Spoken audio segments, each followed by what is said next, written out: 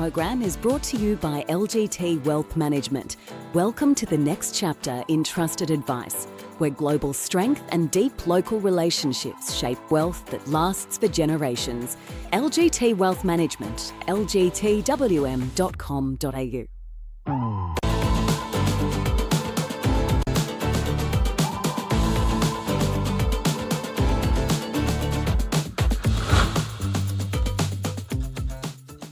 Hello, welcome to the Global View on this Wednesday. I'm Andrew Gagan. Great you can join us here again at AusBiz. Let's get across what we've seen overnight. Global stocks edging higher as investors prepare for the Federal Reserve interest rate decision. We'll know by this time tomorrow. The labour market has been a focus for the Fed, and the latest data in the US showing job openings increased marginally in October, but hiring remains subdued. Wall Street's major indices finishing mixed there, with the Nasdaq managing to finish in the green. Now, after rising nearly 1% earlier in the day, the S&P 500 Bank Index fell almost 2% after JP Morgan Chase's Consumer and Community Banking Chief said the bank expects expenses to climb to about $105 billion next year, driven by growth and volume-related costs. Its shares down more than 4%, biggest one-day loss, in fact, since April. Trading in tech shares were choppy. President Trump saying that he would allow Nvidia to ship H200 processors to China for a 25% fee on those exports. Now, later this week, spending on AI infrastructure will again be in focus, with results due from Oracle and Broadcom. Investors are also watching the bidding war between Paramount, Skydance and Netflix over Warner Brothers. And shares of home improvement retailer Home Depot fell as it forecast FY26 sales and profit below estimates as demand for do-it-yourself projects and big-ticket items cools.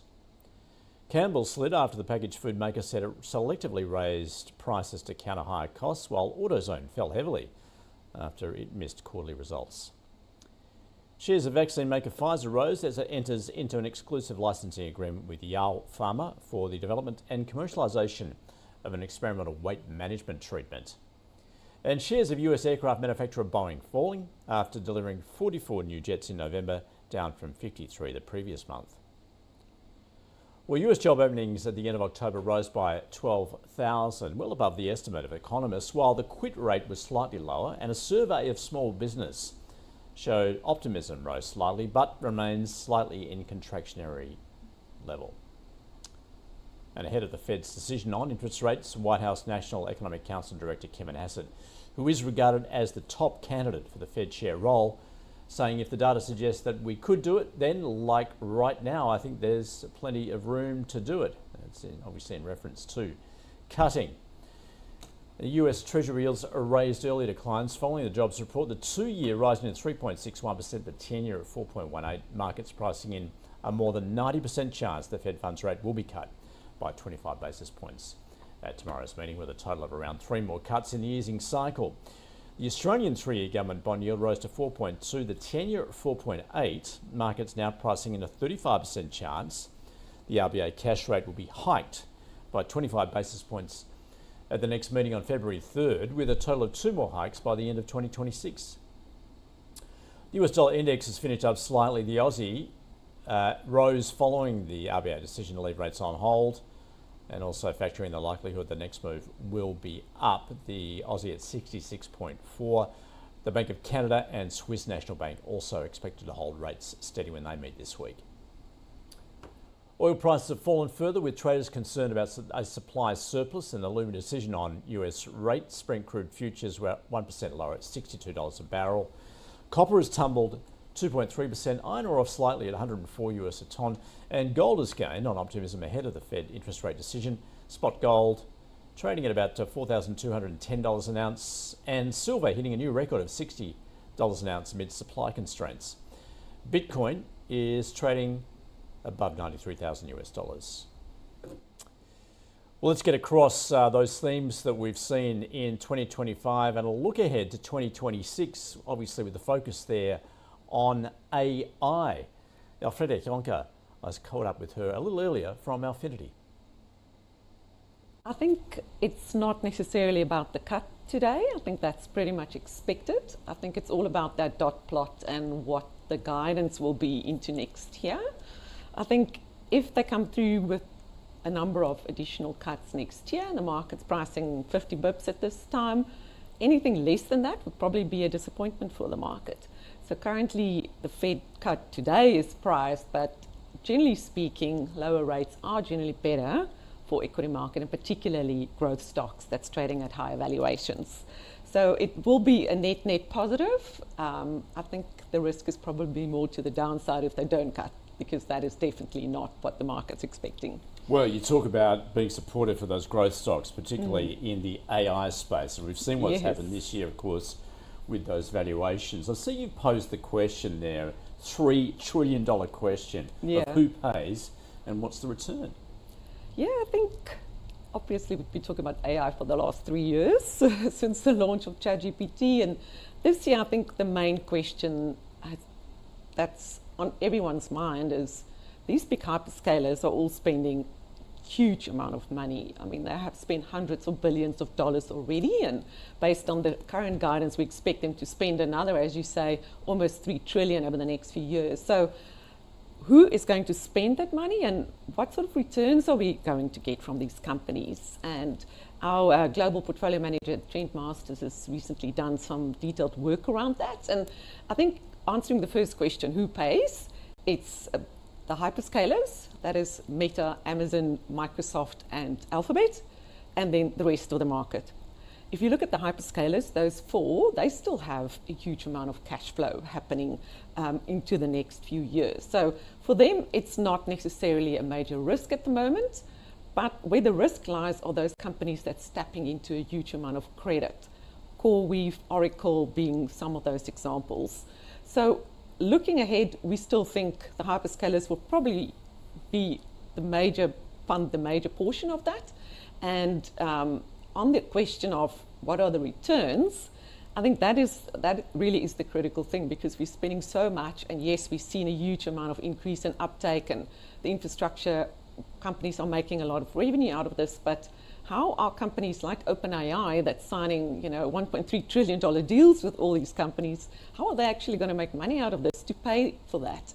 And what Trent has calculated, if you just look at the big four hyperscalers that we're talking about, they're currently trading on a return on equity and ROE of around 30%, relative to the rest of the market at around 17%. If you want those four companies to maintain that sort of a return on equity level, we estimate that they effectively have to double what they're currently earning. So they have to build another business on top of what they have already if you want to maintain that 30% ROE. But if you drop that down to, let's say, 20%, then Meta and Amazon, who has got more debt than the others, will still have to double their earnings if they want to get to a 20% ROE, whereas Alphabet and Microsoft probably just 2/3. But I think the key point here is that looking at these hyperscalers, they are no longer the super high return on equity, asset light or debt light that we've become used to. I think looking ahead, investors will need to do the maths and say, if this company is going to give us lower sort of return on equity, at what multiples should they trade?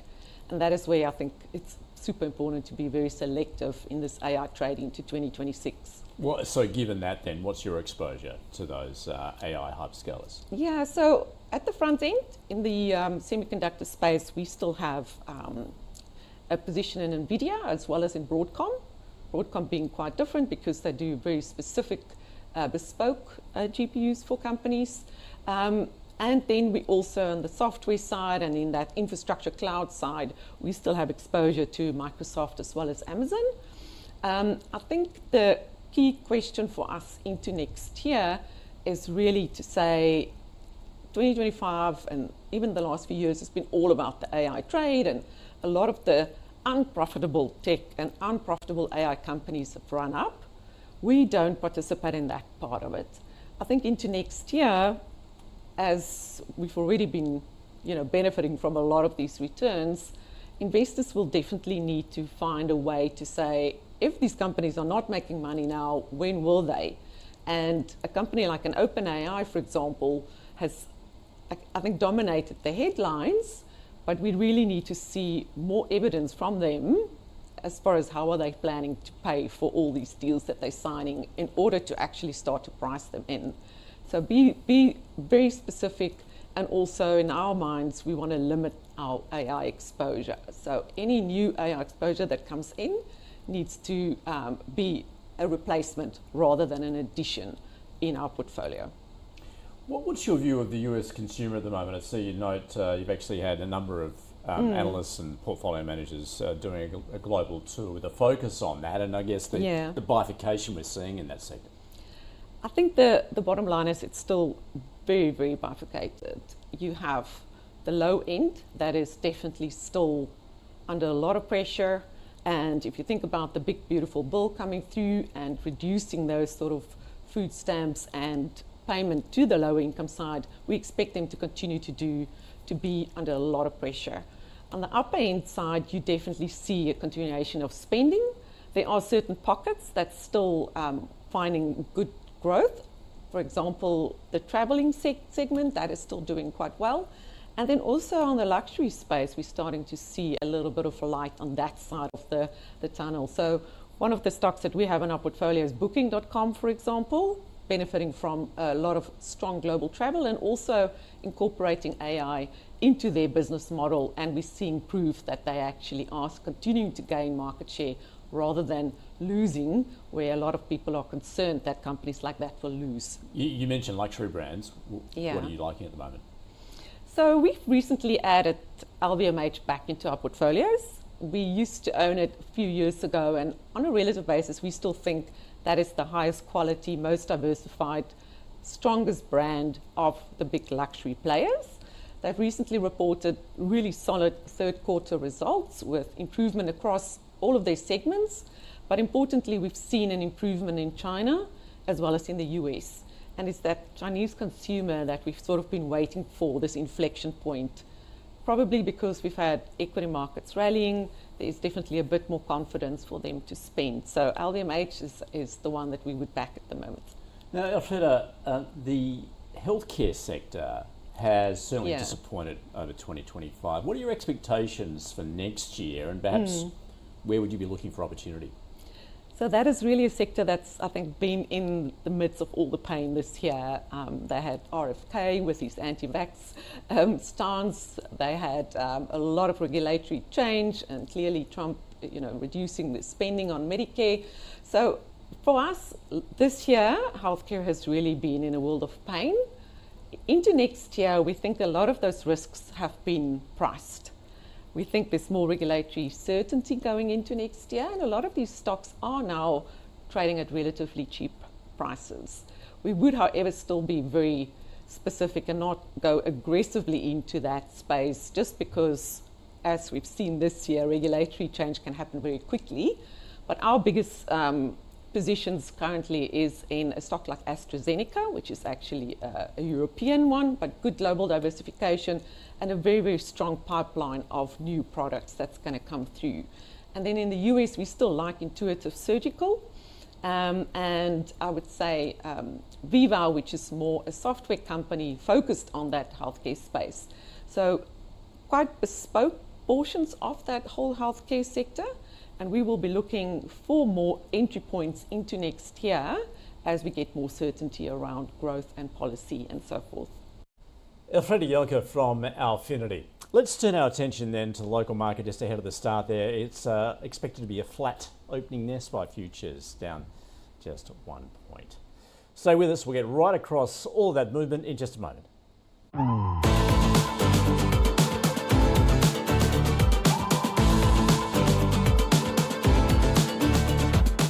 This program is brought to you by LGT Wealth Management. Welcome to the next chapter in trusted advice, where global strength and deep local relationships shape wealth that lasts for generations. LGT Wealth Management, lgtwm.com.au.